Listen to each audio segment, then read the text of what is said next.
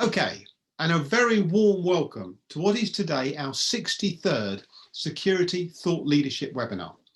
Every Tuesday, Thursday from March, we've been here examining topics of direct relevance to the security world. And the idea of thought leadership is to critique today what's going on in order that we may have a better type of security tomorrow. And our topic today is a big one. It's a topic that has grown out of previous webinars, highly contentious. What's in a name, security officer or security guard? There are those who are arguing, get modern, security officer, omnicompetent, different type of person and role to that we've had in the past. And those who answer, what's wrong with the word security guard? And anyway, it's distinct. You're not allowed to use security officer in some countries, and we should stick with and refashion that word, that term, that role. So with me today, I've got four individuals who are at the forefront of thinking about security from around the world, all with views on this topic, of course. Many of you write to me actually and make the point that we choose very good panelists, and I think you're going to say the same again today. So I'll ask them to introduce themselves. I'll then ask them to make their opening statement, 3 minutes, and then we'll come to you, the audience, for questions. It's a hot topic. Question and answer button at the bottom of your screen. Please get your question in early and we'll endeavour to incorporate it. We've even got some written to us in advance. So without further ado, let's get going and let's introduce our first panellist, Rollo. Can you introduce yourself, please? Thank you very much, Martin. I'm Rollo Davies. I'm the editor of TPSO magazine, co-founder of the Guild of Security Industry Professionals, a fellow of the Institute of Strategic Risk Management, and an enthusiastic member of the Security Institute. Thank you very much indeed. And Mandeep, can you introduce yourself, please? Hello, my name is Mandeep Garewal. I'm from India. I live in New Delhi.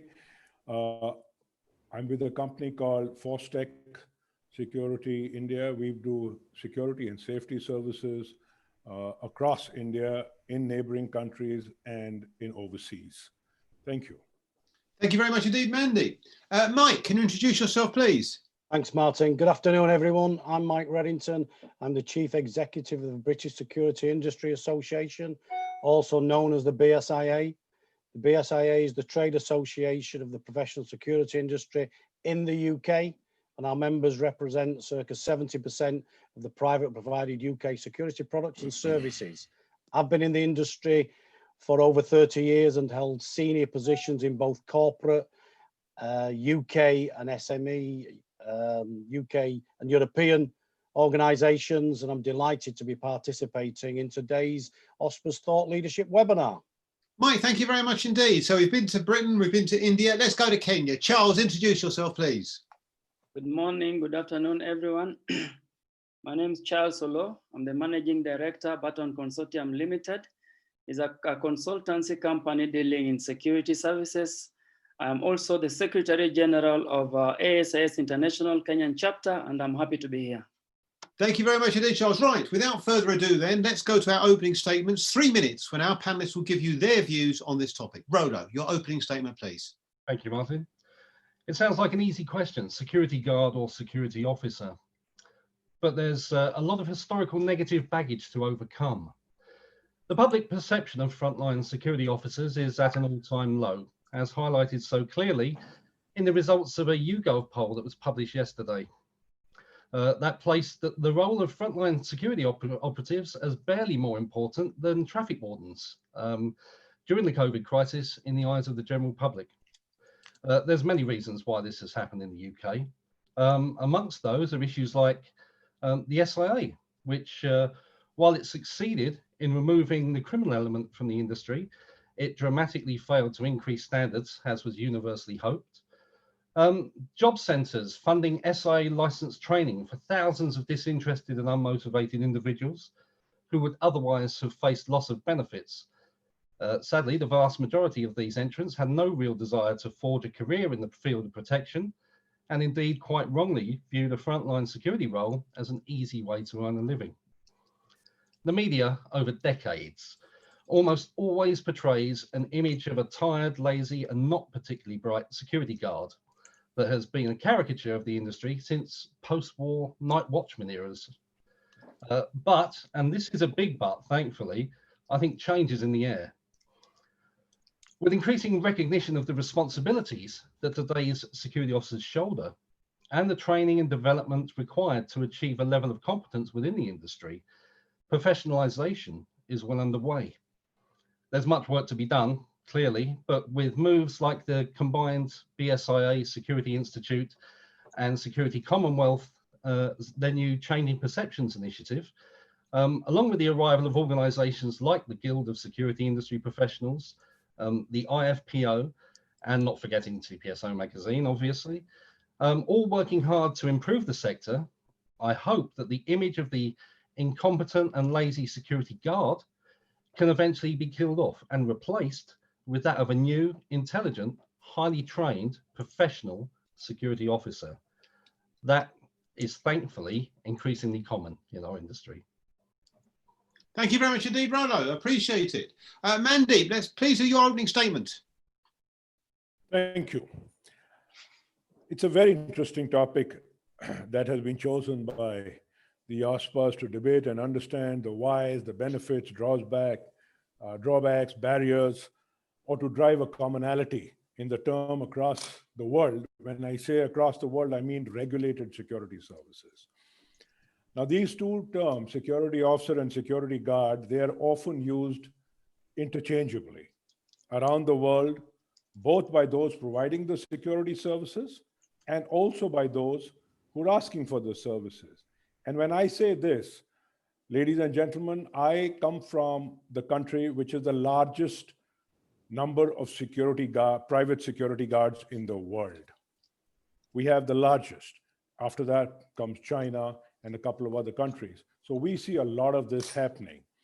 Now, many people who are not very familiar, and also some who are familiar but connive, but they must realize that there is a widely perceived difference between a security guard and a security officer. It's not just a name.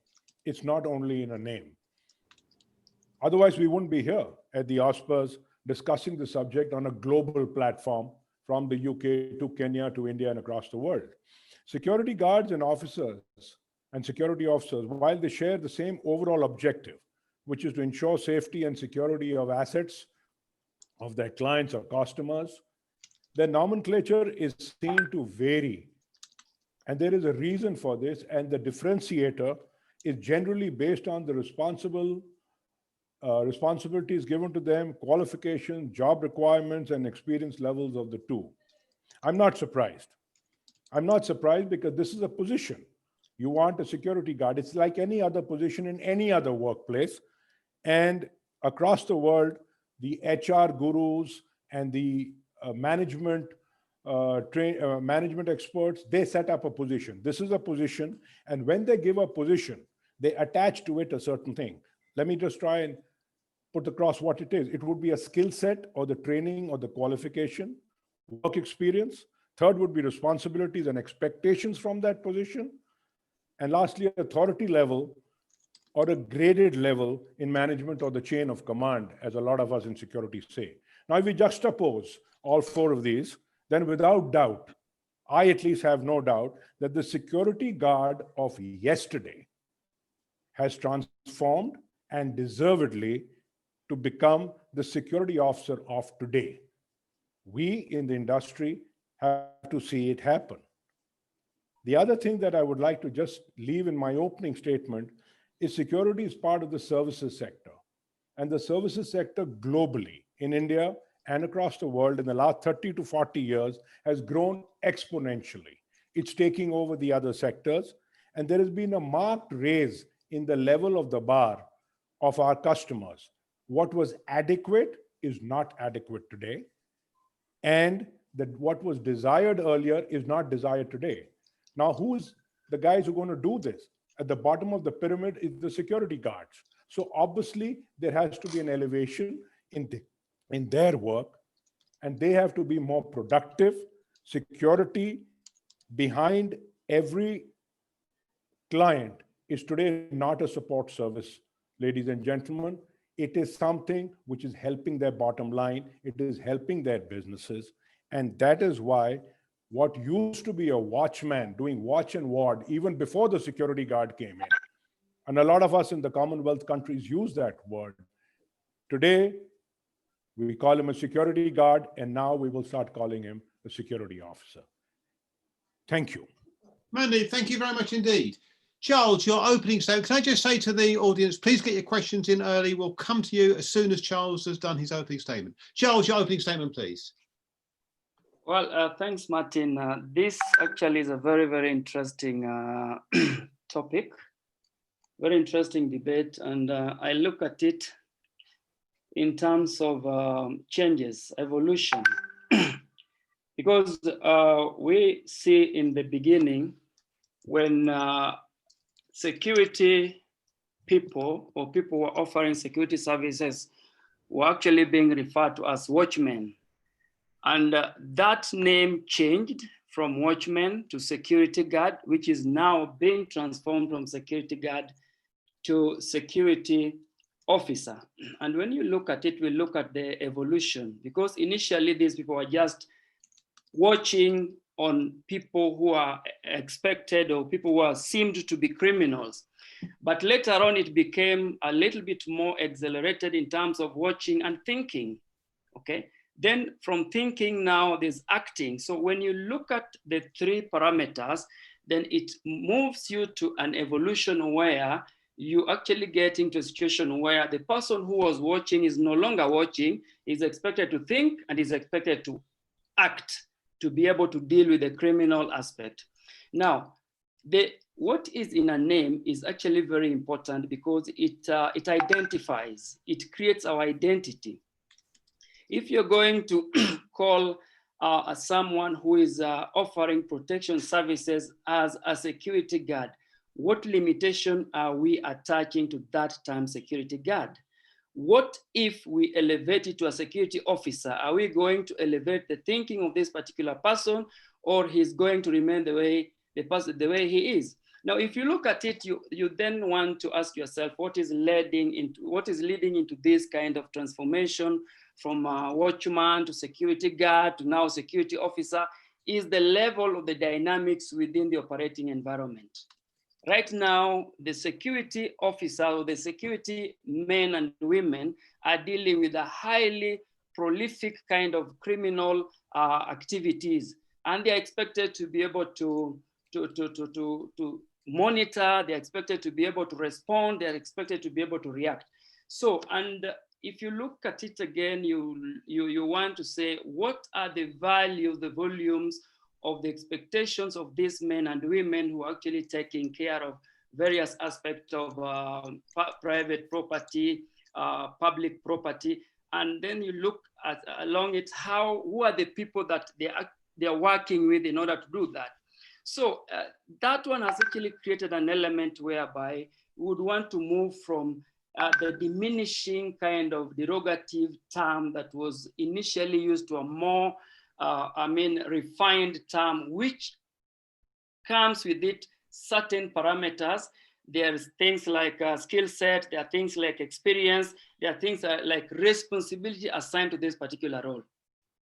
So to me, the term security guard has had some kind of a negative impact vis-a-vis the changing dynamics of expectations of roles and responsibilities that these men and women who are protecting assets are assigned to. And I see a situation whereby slowly by slowly, there is going to be a change and a total change from security guard to a security officer. Thank you. Charles, thank you very much indeed. And finally, your opening statement, please, Mike. Thanks, Martin. Okay, the security industry has evolved dramatically over the last 10 years and is more professional, diverse and inclusive, with many employees reflecting the modern world that we live and work in. I believe that the security guard description is an archaic phrase and unrepresentative of the services and skills that the industry and our members offer. In today's world, a security officer does not just guard premises. They are highly trained in many disciplines, such as customer service, crowd and conflict management, counter-terrorism, first aid, etc. These diverse range of skills are required for security officers to be able to carry out their duties on a day-to-day basis. And I therefore believe the description security guard does not reflect the depth and breadth of their knowledge and skills, and feel security officer is a more appropriate and fitting title. Okay. The BSIA, along with the Security Institute and the Security Commonwealth, are leading on a national campaign on resetting the perception of security professionals and the industry as a whole, and building on the recent classification by the government of key worker status for those operating in the security industry.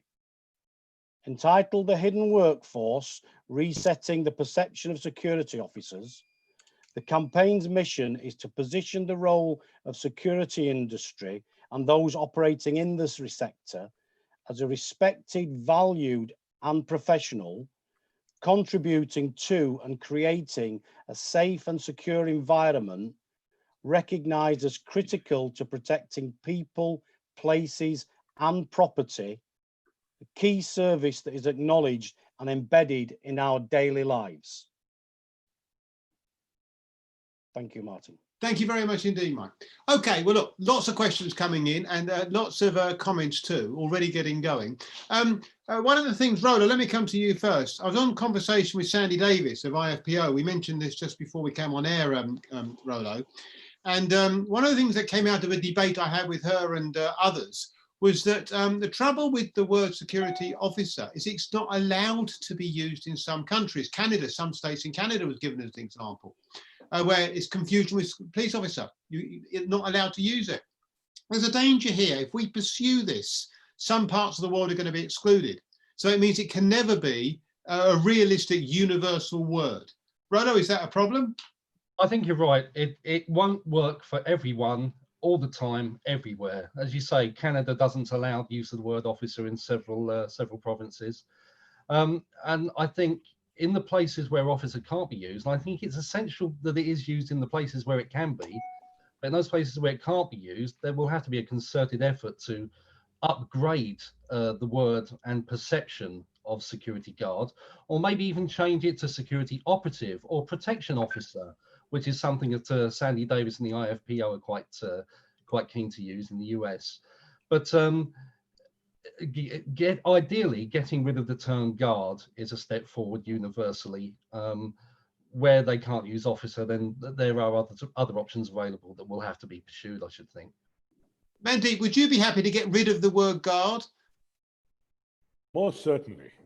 I would be happy to get rid of the guard, but then to take on from what was just said, now take a country like Canada. I'm glad you mentioned Canada, because every state and every unit, both the territories have different laws, and each law is different. Coming back to the US is really funny, because in the US, to just give you one example, while the state of Texas had 3 different levels, what they call as non-commissioned security officer, commissioned security officer, personal protection officer with a with an FBI background verification, a state like Pennsylvania has nothing. Anybody can become a security guard. California has a 40 hours case, whereas Arizona has an 8 hours course period. All I'm trying to say, I believe is the same in Australia with all the different regions. Now, the security guard or security officer, the term is also guided by regulations. In every country or within the country, there are certain regulations, and those regulations need a security worker to get a license to be able to work.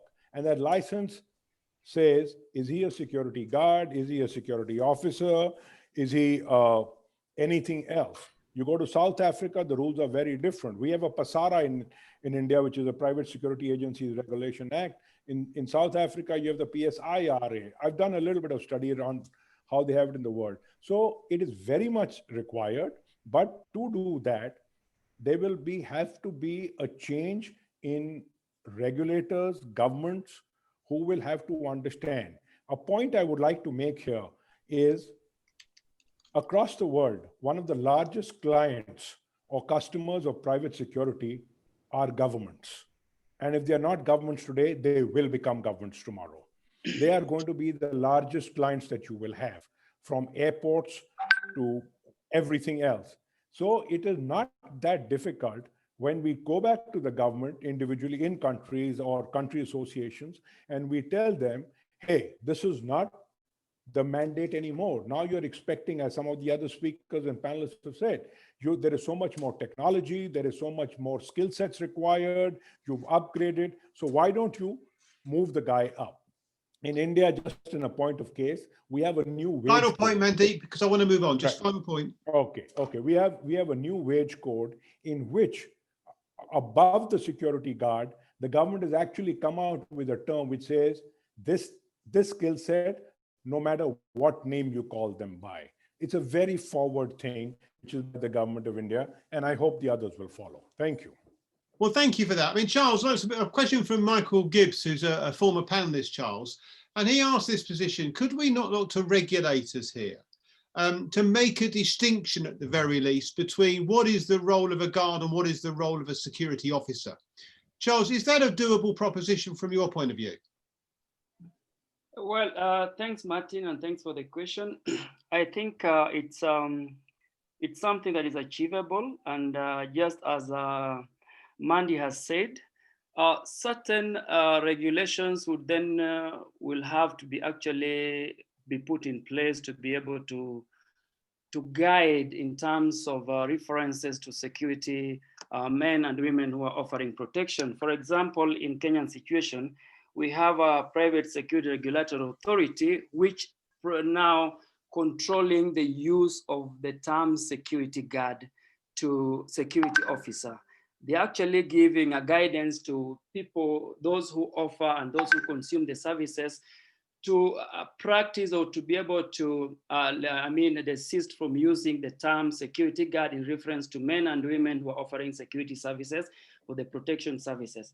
Now, we've actually had here that as the world is moving, the dynamics in terms of operating environment is changing, and the men and women who are expected to offer protection right now vis-a-vis what happened yesterday is totally different. These people are required to actually have certain skills. They are going through higher trainings. The responsibilities that are assigned to them are actually becoming more and more enhanced. They're expected to work with the law enforcement agencies in order to be able to enhance the national protection. So it's only important that we actually transition from the use of security guard to a security officer to actually give them more of a comfort and in fact encourage and enhance their capabilities.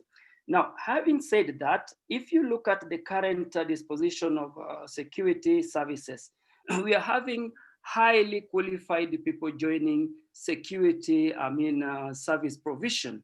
Some into the level of a security officers, others into the level of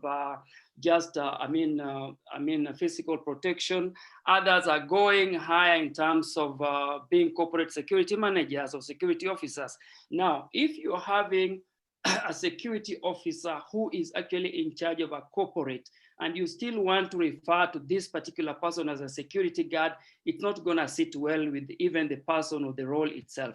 So it's only important that having looked at the way that they actually expected to perform and the role that they are performing, the skills that they have gained, the experience they have, the responsibility that they are given, it's only important that we refer to them and we change from the use of security guard to a security officer. Okay, thank you. Mike, this point that's coming through about the role of regulation here is important, of course, but Mike, I want to put this to you, that you said you consider the word guard antiquated, but of course it's in common usage around the world. Isn't one stepping stone along the lines of this conversation is to say, what about having guard for the very junior role, security officer for the more senior role, and that way it all becomes a little bit clearer and we know what we're going to get and the world can join in a little bit more easily. Mike. I can see the benefits of that, Martin, but I think the view that the security guard, as I said in my opening statement, is that today security officers do more than just guard premises. You know, they carry a wide range of skills. So maybe you could have a tiered level, but part of our research and our survey amongst our members is identifying the appropriate description. And I know in certain parts of the world you can't use guard, but in the UK you can with security officers. And the security officer, we feel, is more encompassing of the diverse range of skills, knowledge and activity that those operating on the front line are undertaking today. And you know, Rollo referenced it about the YouGov survey that was commissioned as part of the Hidden Workforce campaign. And the rationale behind that is a YouGov survey is aimed at the general public, and it's to establish a current understanding of the perceptions of the general public. And while, you know, some of the comments were negative, we need to actually have a baseline to understand where we're starting from. And that data is being used because we also, as part of that initiative, wrote to government and senior police authorities, building on the back of the key worker status that was only obtained after the BSIA and other stakeholders lobbied government for that classification and clarity, is to identify the importance of the work those operating in our sector are undertaking, but equally so, identifying additional areas that the professional security industry can provide the police authorities. As we know, in certain areas, resources are stretched. So there's a lot more that can be done from the private security industry in creating a more safe and secure environment that we all live in. Okay, I appreciate it, Mike. Let me come back to you, Rollo, building on what Mike's just said there. I mean, here's the point. This is the 63rd webinar today. And let me tell you, in the first 62, we've heard a lot about how during COVID, security has come to the fore. Security officers on the front line have come to the fore in healthcare and in retailing. You could be forgiven for believing we've had a little evolution here in the role. And then we get a YouGov poll, which says you're about the level of traffic wardens. And no disrespect to travel wardens, but I think security personnel would hope to have been higher than that. This suggests perhaps the problem is that there is no, this is not about name, this is about a much bigger deal than that. And you start taking away from the word guard and start using security officer, you're going to confuse even more. Rollo?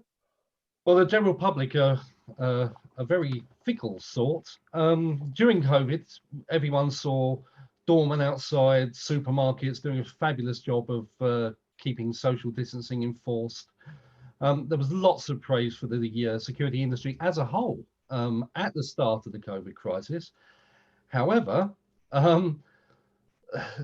it all tends to wane. I think there was a bit of fatigue. The general public aren't clapping about the NHS anymore, and they've kind of forgotten about the security industry because we were always the forgotten frontline workers, even when people were appreciating what we did. I don't think it's a case of confusing the general public. I think it's a case of we have to change perceptions, and there are going to be many ways to do that, professionalization, but changing the name from guard and all the negative connotations that it brings with it to officer is just one step in the right direction. And it's a step we need to take to look to the future. Changing public perception is going to be a very, very long road. There's not going to be an easy way to do it, but challenging false representations of what security officers really do in the media is one way to do it. I know the BSIA Security Institute are also looking at more publicity campaigns and things like that to not just the Changing Perceptions Initiative, which is fantastic, but I know they're looking to expand that into other areas. It's a long road. It won't be easy. The industry will have to put some money behind this at some stage to get the word out there. But the word, it's not all about the word, but words need to be changed to create the right impression and to create the right path to the future. Mendy, would you prefer to drop the word guard?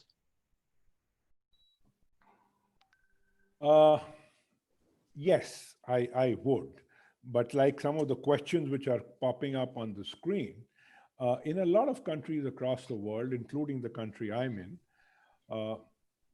the salary or the compliances of wages, whether it is minimum wages, is linked to the regulation.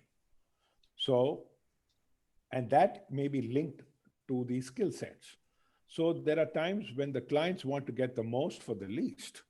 So they may not, a lot of people may not be in favor, while they still want the guard to have a larger number of skill sets to work on, but they may not be able to pay. In my country, in India, I'm telling you, we've had this problem and we've all rallied to the government about it.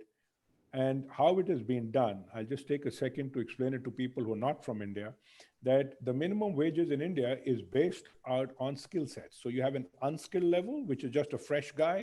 Then you have a semi-skilled, skilled, and highly skilled. A security guard used to be an unskilled guy in a lot of places because there was no real mandated for training.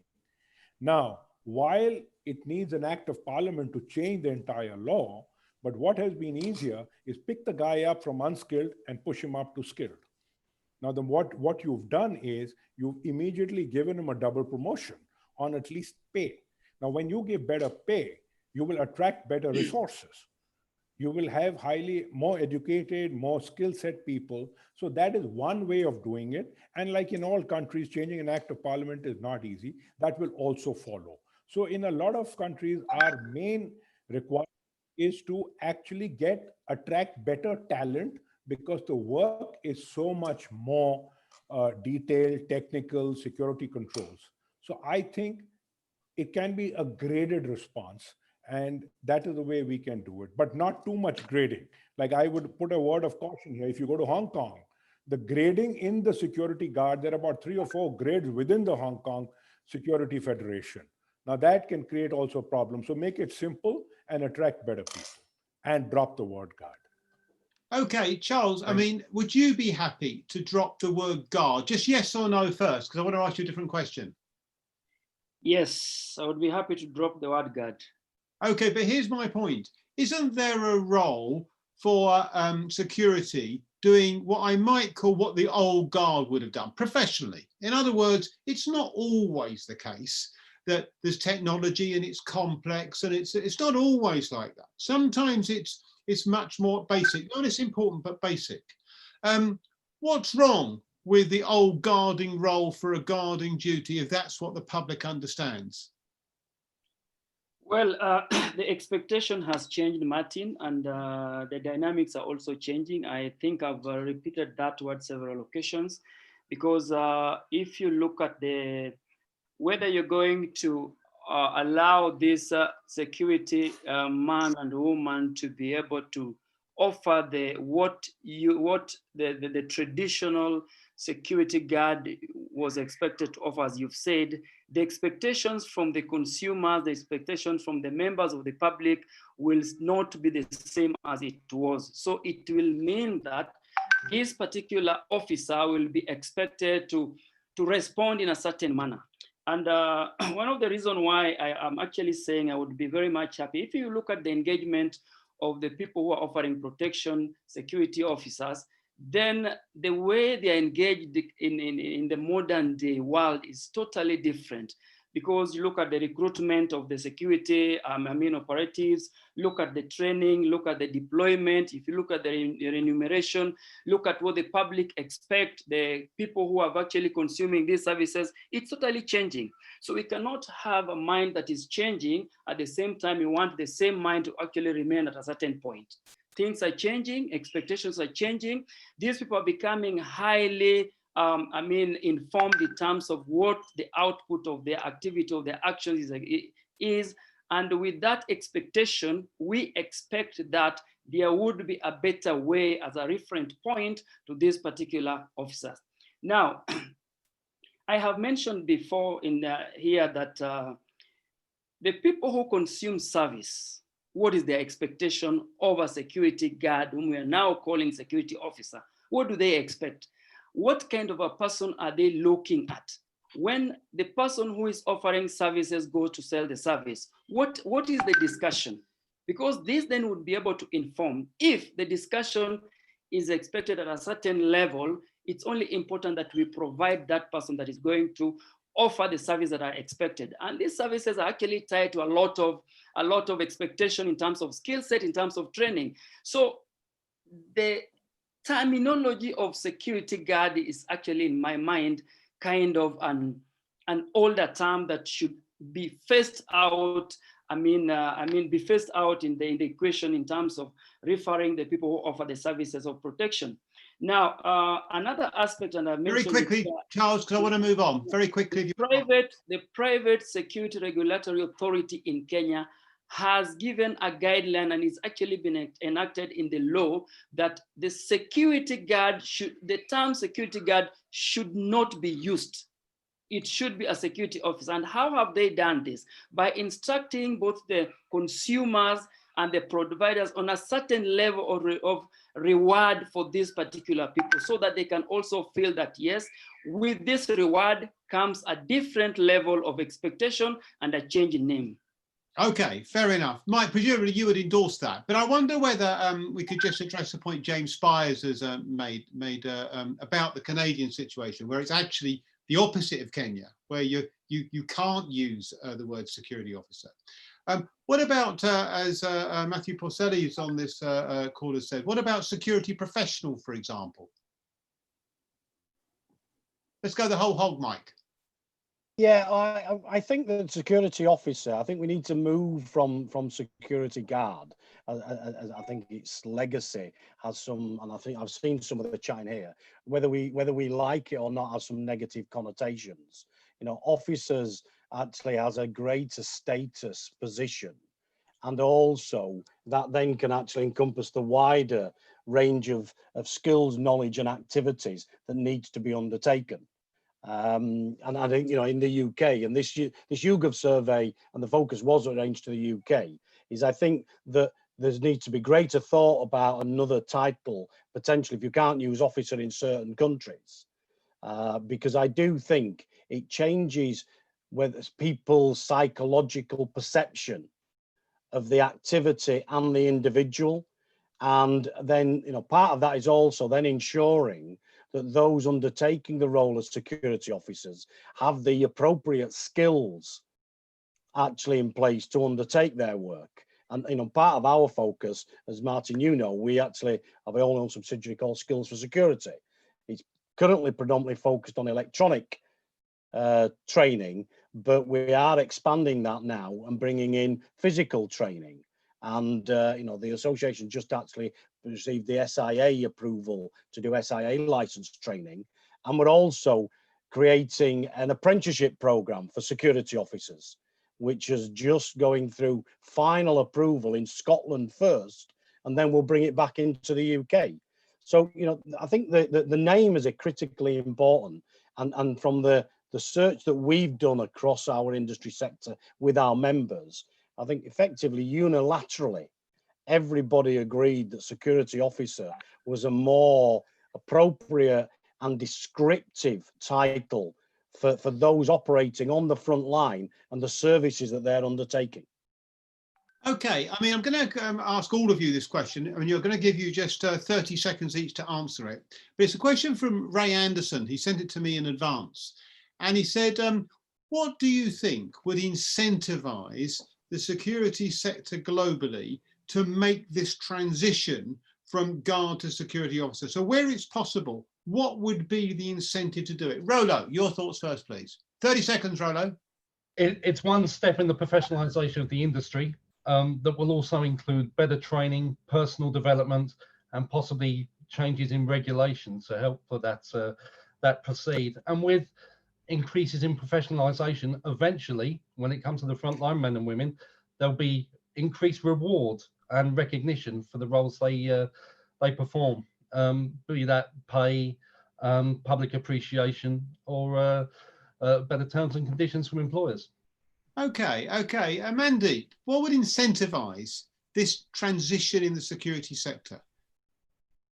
Like I said, one is better pay, so that you can get better people who want to be security officers. Right now, it's the bottom of the pyramid.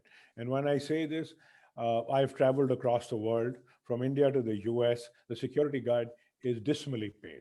He actually underpaid for what he does. So we must pay him more. And then along with that, when we ask the client to pay more, his skill set should go up. I agree with Charles there. And that will be a big incentive to attract better people and make a better, a whole approach. Okay, I mean, better pay. Charles, your thought. What would be the key incentive to bring about this change? One is having a voice at the right table. The security industry, private security industry should have a voice, either through the associations or through the professional bodies. They should have a voice where the decisions are made so that they can be able to articulate the expectations. Number two, the regulations within respective countries can actually be used in order to transition from security guard to security officer. Number three is the reward of, as Mandy has said, the security officers are actually paid low. Even the government, who are the biggest consumer of the security services, still pay very low for these services. So that one, it can be tied to number one, which is actually the voice to be able to speak on behalf of security professionals. Number four is the curriculum. There has to be a curriculum how security officers are recruited, trained, especially in terms of training, personal development, the skill set, what is expected of them, so that we can have a uniformity, if not a total uniformity, then a clear uniformity, where we could say a security officer in Canada receiving training should be the same curriculum that is offered in Kenya, in South Africa, and all over the world, so that we can actually have that uniformity. Then the final point on that one is collaboration. How do we collaborate security officers with other security agencies, for example, the national police, the military? What is the perception? What is the role? How do we bring all these people together so that they can start appreciating each other? Because by the end of the day, private security role supplements the enhancement of national security. Charles, thank you very much indeed. And finally, Mike, your thoughts on this, please. Well, my view, I think security office instills a higher level of perception for the role, which will address, I believe, some of the actual low pay issues within our industry sector. I think in addition to that, there's a couple of things we need to do. First of all, as an industry, we need to adopt a universal language and continue to communicate that. And that's the only way that the government departments, the police authorities, and the general public will recognize that terminology and subsequent its actual value. And in line with that, I think the security officers' work that they undertake, we're continually asking industry to actually give us references of security, the positive work the security officers are undertaken. And we've called it under terms of hashtag hidden workforce, but equally so is the hashtag SIA heroes.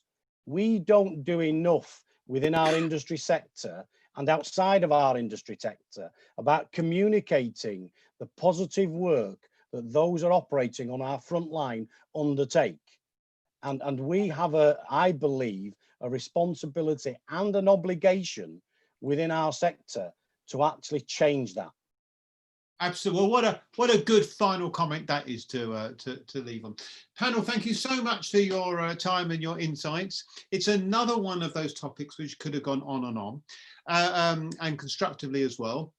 The idea of these thought leaders webinar is to still ideas and to debate them, obviously not to come up with all the solutions, but food for thought, and we will be returning to this. In fact, on November the 10th, date in your diary, we have What's in a Name, about the role of job titles in the security sector. November the 10th, look out for that. That's coming your way. So thank you to the panel. Thank you to the audience for the questions. I did try and incorporate as many questions as I could into the discussion. Just very quickly, I'm talking about being very good at what you do, as Mike Reddington said there. Just to note that the OSPA's nominations are still open in Romania, Germany, and South Africa. And please note, in the Benelux Thought Leadership webinar and the Benelux OSPAs on the 24th November. It's online, it's live, it's going to be free to attend, 24th of November. put a date in your diary and a note in your diary, please. Kenya, just to let you know, the judges' marks are coming in now, and we'll be announcing the winners later this week, we hope, but very soon. And Charles Alou is one of the judges in Kenya. And the Tackling Economic Crime Awards, the awards ceremony will be online again on the 9th of December. It'll all be virtual, it'll be free. Get that date in your diary if you will. Finally, just to say we're going through it all again on Thursday. We have a different topic, this time public sector retirees who then join the security sector. How best can they be integrated into modern security? Those who leave the army, those who leave the military of different types, who leave the police force, how do we integrate them into the security world? So wherever you are in the world, I hope that you will be able to join me on Thursday. And certainly wherever you're listening to this from, I hope we meet again before too long. And when we do, until we do, stay safe.